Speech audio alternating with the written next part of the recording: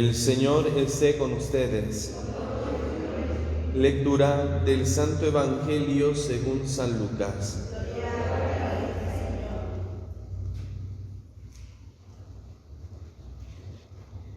En aquel tiempo, cuando Jesús se acercaba a Jericó, un ciego estaba sentado a un lado del camino pidiendo limosna. Al oír que pasaba gente, preguntó qué era aquello, y le explicaron que era Jesús el Nazareno que iba de camino. Entonces él comenzó a gritar: Jesús, hijo de David, ten compasión de mí. Los que iban adelante lo regañaban para que se callara, pero él se puso a gritar más fuerte: Hijo de David, ten compasión de mí. Entonces Jesús se detuvo y mandó que se lo trajeran. Cuando estuvo cerca le preguntó: ¿Qué quieres que haga por ti?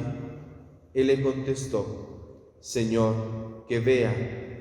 Jesús le dijo: recobra la vista, tu fe te ha curado. Enseguida el ciego recobró la vista y lo siguió bendiciendo a Dios. Y todo el pueblo, al ver esto, alababa a Dios. Palabra del Señor. Hace unos cuantos domingos hemos escuchado este texto del ciego Bartimeo, pero en la versión del Evangelio de San Marcos. Ahora lo leemos en la versión de San Lucas. San Mateo es el único que se diferencia de San Marcos y San Lucas, porque San Mateo pone a dos ciegos que están al borde del camino y le piden a gritos a Jesús que los mire y los cure. Marcos y Lucas solamente ponen un ciego. Lo que importa no es cuántos ciegos, cuántos enfermos Jesús cura. Lo más importante en esto siempre es el diálogo que se rescata entre Jesús y la persona que padece alguna enfermedad. En este caso, se trata de este ciego y de Jesús. En la versión original del griego, en la que está escrito el Evangelio, se utilizan dos verbos distintos para designar la actitud de este ciego. Dice el texto de San Lucas que el ciego, al escuchar pues el griterío de la gente, el tumulto de la gente, preguntó qué era lo que sucedía, qué era lo que pasaba, y la gente le dice que es Jesús Nazareno el que va por el camino. Y entonces el ciego comienza a gritar. En primer lugar, comienza a gritar: Jesús, hijo de David, ten compasión de mí. Y entonces la gente lo regañaba para que se callara y volvía a gritar con más fuerza. En esta parte de gritar con más fuerza se utiliza otra expresión, otro verbo que designa más bien el llanto. Es el grito, pero con llanto. Al principio es gritar simplemente para ser atendido. En esta segunda ocasión ya es gritar con llanto, que ya es gritos desesperados. Es la desesperación de que Jesús pase y no le haga caso y no se detenga para satisfacer su necesidad. Es el grito de la desesperación. Y entonces dice un autor que tal vez nos hace falta meditar y reflexionar más acerca de este texto y de esta actitud del ciego, porque a veces queremos ser escuchados por el Señor, pero solamente gritamos. Hasta ahí la primera parte que hace este ciego, grita. Pero muchas veces ante no ver cumplidas nuestras expectativas, ante ver que nuestra oración se prolonga y no veo el resultado de mi oración, desistimos. Y entonces dice este autor, tenemos que hacer más como este ciego, gritar, pero unos gritos de veras desesperados. Y no literalmente, no se trata de gritar desesperadamente. Hay veces que nuestra alma está tan herida, está tan dolida, que sí, ante Dios le gritamos desesperadamente y con llanto. Pero se trata, por lo tanto, de una insistencia, más que nada, de insistir constantemente en nuestra oración. Y esto resalta muchas veces en muchas partes del Evangelio, la insistencia y la oración. Cuando Jesús enseña a sus discípulos a orar, les manifiesta que hay que insistir en la oración. No basta con decirlo una vez, un momento, no, es insistencia constante en la oración. La insistencia manifiesta, por lo tanto, el dolor y la situación personal que vivimos y el deseo que queremos de que el Señor nos escuche y cumpla aquello que nosotros le pedimos. Sin embargo, no es por llorar, no es por gritar, no es por decir tanto como el Señor nos va a escuchar. Debemos de tener en cuenta también el otro elemento importante en la oración, no solamente la insistencia, porque Jesús nos lo dirá en otra parte del Evangelio, no por mucho hablar serán escuchados. Y aquí podemos nosotros parafrasear que no por mucho gritar, llorar desesperadamente para que el Señor nos escuche, no por eso vamos a ser atendidos.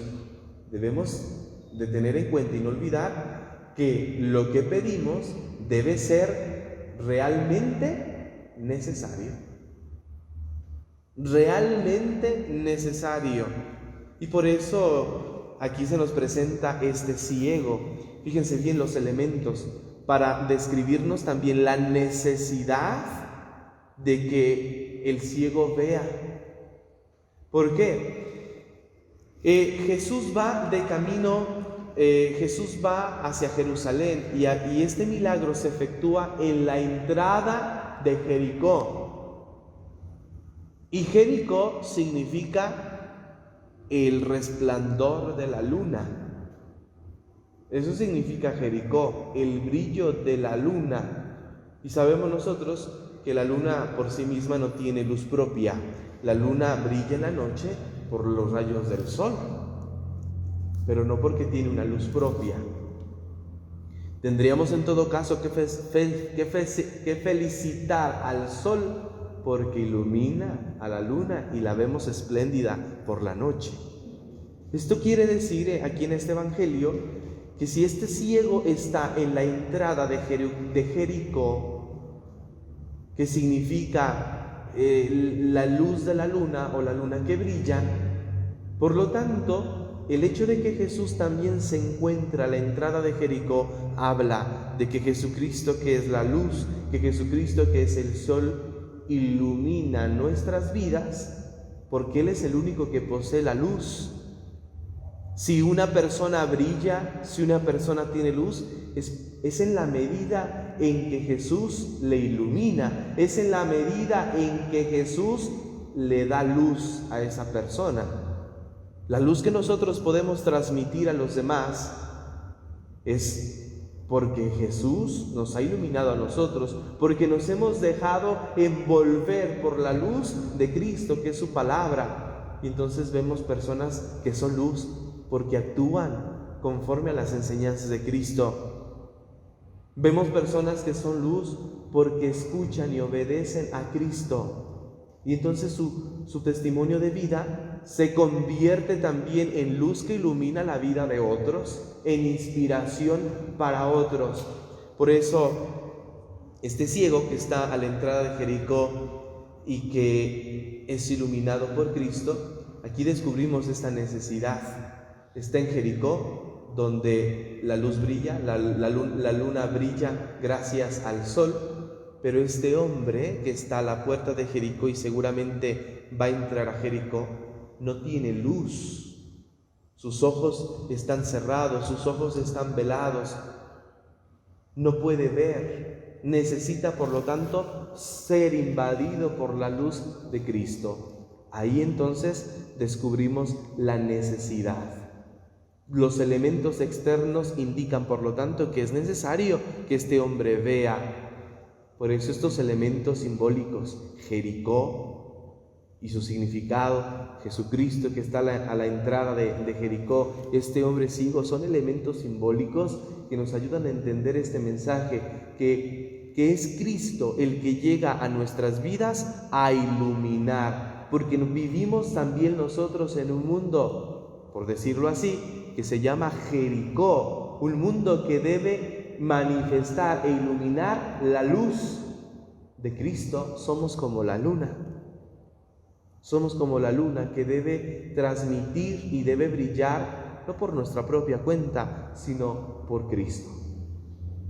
En la medida en que Cristo habita en nosotros, en esa medida nosotros iluminamos el mundo, iluminamos a los demás. Por eso el Señor en otra parte del Evangelio nos expresa: ustedes son la luz del mundo, pero no porque nosotros poseamos la luz, sino en la medida en que escuchamos a Cristo, obedecemos a Cristo o cumplimos sus mandamientos, en esa medida nos convertimos en luz, nos convertimos inclusive en norma de conducta para los demás.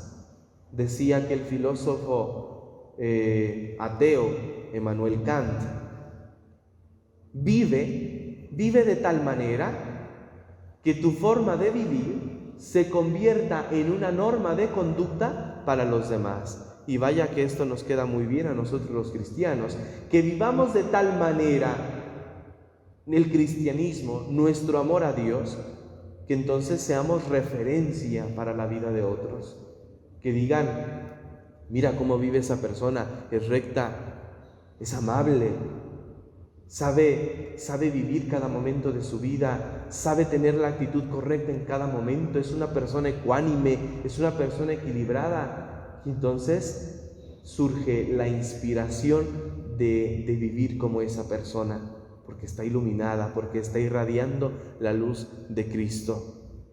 Y así debe ser entonces nuestra vida. Jesús le ilumina a este hombre ciego, que no quiere desaprovechar la oportunidad. Por eso no solamente gritó la primera vez, sino que con desesperación le clama al Señor para que le escuche. Dice San Agustín: tengo miedo que el Señor pase por mi vida y yo no me dé cuenta. Y ese debe ser para nosotros el único temor en nuestra vida, no darnos cuenta de que Jesús está en medio de nosotros y no nos percatamos. Y nos perdemos la oportunidad de ser beneficiados por Cristo. Esto expresa San Agustín: temo que el Señor pase en mi vida y yo no me dé cuenta. Y este hombre ciego, pues seguramente también tiene este miedo, por eso grita desesperadamente que el Señor pase, y se perdió la oportunidad de que el Señor le curara. Por eso, en estos gritos desesperados, el Señor descubre la fe de este hombre, que a pesar de que la gente le calla y le regaña para que no siga gritando, él sigue gritando con más fuerza, ¿verdad? Y en esto también podemos encontrar una enseñanza, que muchas veces, ante las necesidades de los demás, cómo la gente ora, cómo la gente se empeña en pedirle o en aferrarse al Señor, a veces nuestra falta de fe, nuestra incredulidad, también hace callar a los demás, que no expresen su sentir, que no expresen lo que ellos viven. A veces en la vida también nos convertimos en esta multitud que calla a los demás, que no les permite expresarse, que no les permite manifestar su sentir. Y vivimos a veces sí en una sociedad donde parece que tenemos prohibido expresar lo que hay dentro, como que si fuera algo grave expresar lo que sentimos. Y vienen esos gritos también de la multitud que calla. No digas eso. ¿Para qué dices eso? No, estamos llamados precisamente a expresar, porque somos seres que sentimos. Y entonces, al ser seres que sentimos, es natural, es normal, es bueno, es benéfico que nos expresemos. Es bueno que nos expresemos. Se dice que ya en la medicina moderna, claro, esta medicina moderna que va acompañada ya no solamente de la medicina, sino de las demás ciencias, de la psicología, de la sociología. O sea, este tipo de medicina moderna manifiesta que a veces pues, los sufrimientos o las patologías que presentamos van acompañadas también de experiencias emocionales. Recuerdo solo uno que leí, que cuando duele la garganta, generalmente, no siempre, pero generalmente es porque la gente se calla, se guarda las cosas, no las dice cuando las tiene que decir. Escuchaba pues a un médico que expresaba esto, ¿no? Y en general dice, en general pasa esto, no siempre. No quiere decir que cada vez que duele la garganta es porque me callé algo. No, pero generalmente se puede interpretar en este estudio complexivo, pues de no solamente la medicina, sino mirar las demás ciencias que estudian al hombre. Bueno, esto con respecto a lo que digo yo, que es necesario, es normal saber expresar, y no porque alguien nos diga no te expreses o no te está permitido manifestar tristeza, o no te está permitido manifestar que estás enojado, o no te está permitido manifestar el llanto, no por eso tengamos que reprimir, no, tenemos que expresar. Este hombre, este ciego, también es un ejemplo de que la necesidad humana, la necesidad natural de nosotros es expresarnos. Y no porque la multitud le diga, cállate, se va a callar. No, yo tengo una necesidad y es natural que yo me exprese y voy a gritar con más fuerza y si es posible hasta voy a llorar para que el Señor me atienda, para que el Señor me vuelva su mirada y entonces atienda mi necesidad. No podemos entonces callar, reprimir aquello que es natural, aquello que es natural en nuestra vida. No podemos reprimir aquello que es bueno para nuestra vida. Y a veces también podemos convertirnos en reprimir las acciones de los demás, en cuanto que muchas de las acciones pueden ser buenas. Una persona que se esfuerza, por ejemplo, en escuchar la voz de Dios, en obedecer, en cumplir la palabra de Dios, en ser una persona recta. Y entonces hay personas que pueden molestarse y decir, no vivas así, sé como todos los demás. Nadie vive así.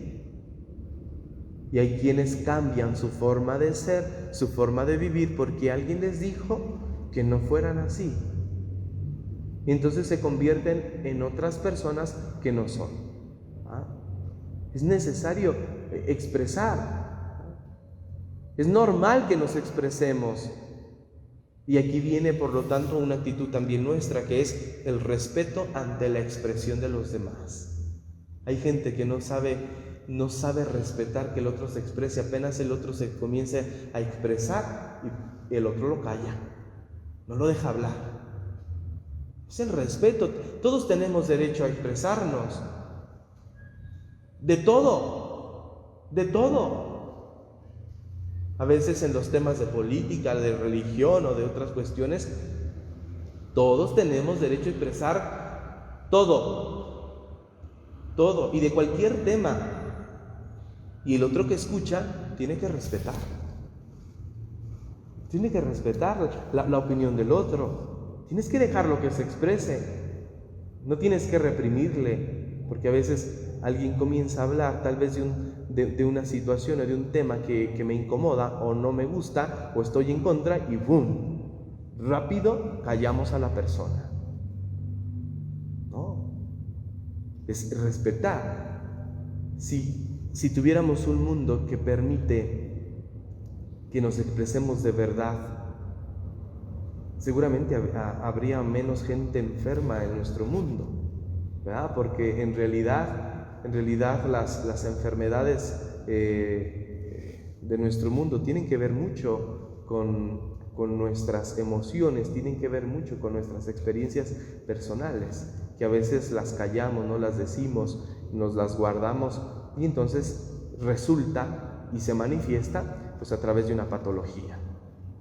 Entonces, dar cavidad a que el otro se exprese. Ya no estamos en el tiempo, y lo digo así, ya no estamos en el tiempo en el que solamente uno habla porque tiene que hablar y el otro tiene solamente que escuchar. Pienso mucho en los padres de familia, ¿no? Que a veces no dejan expresarse a sus hijos y los callan. Y aquí te callas porque yo soy tu padre o soy tu madre. Y aquí el único que habla soy yo, tú no. Yo espero que ya en este siglo XXI ya no exista eso en las familias, sino la oportunidad de que el otro se pueda expresar, de que el otro hable. Es impotente, y yo se los expreso como confesor, pero es impotencia la que siento yo cuando escucho en confesión a un hijo que dice: odio a mis padres. ¿Y por qué los odias? Porque solamente ellos quieren imponerse y no me dan oportunidad de expresarles y manifestarles mi sentir. Me quieren imponer una situación o una forma de ser. A lo mejor el hijo está en un error y por eso los padres sí quieren imponer. Pero ojo, a veces la imposición manifiesta cerrarnos a que el otro se exprese. Y no tiene que ser así. Me peleé con mi mamá, me peleé con mi papá. ¿Por qué te peleaste? Porque no estoy de acuerdo en lo que ellos me están diciendo. Y luego les digo, pues trata de hablar con ellos, trata de comunicar y expresarles que no te gusta eso, que no estás de acuerdo, y traten de llegar a un acuerdo. No, pero no me permiten hablar. Apenas comienzo a hablarles y me callan, elevan la voz. No, tenemos que dar oportunidad de que las personas se expresen. Debemos saber expresarnos, debemos dejar que los otros se expresen. Este hombre es un ejemplo de que no importa lo que la gente diga, yo me expreso. Expresarnos, saber expresarnos, pero también saber respetar para que el otro se exprese. Pues hoy, queridos hermanos, conscientes de lo que el Señor nos transmite en su palabra, pues esforcémonos cada uno de nosotros, en primer lugar, para permitir que la luz de Cristo invada nuestras vidas y seamos luz también para los demás. Que nuestra forma de vivir sea tal que los demás se iluminen por nuestra forma de vivir. Les demos una pauta para vivir a los demás. Que insistamos continuamente en la oración, sin olvidar que lo que pedimos debe ser siempre necesario para que sea cumplido. Y tercero, que tengamos la capacidad de expresarnos, de saber expresarnos, ¿verdad? Cuando tú traes un conflicto con alguien, aprende a decirlo. Estoy enojado, estoy triste, no estoy de acuerdo contigo. Y no por eso nos vamos a dar de moquetazos aquí, no, pero no estoy de acuerdo, ya lo expresé, ya me liberé. Que sepamos decirlo con calma, ¿verdad? Y que sepamos dejar a los demás expresarse, que no los reprimamos. Todos tenemos derecho a expresarnos, aunque a ti no te guste lo que el otro expresa. Que así sea.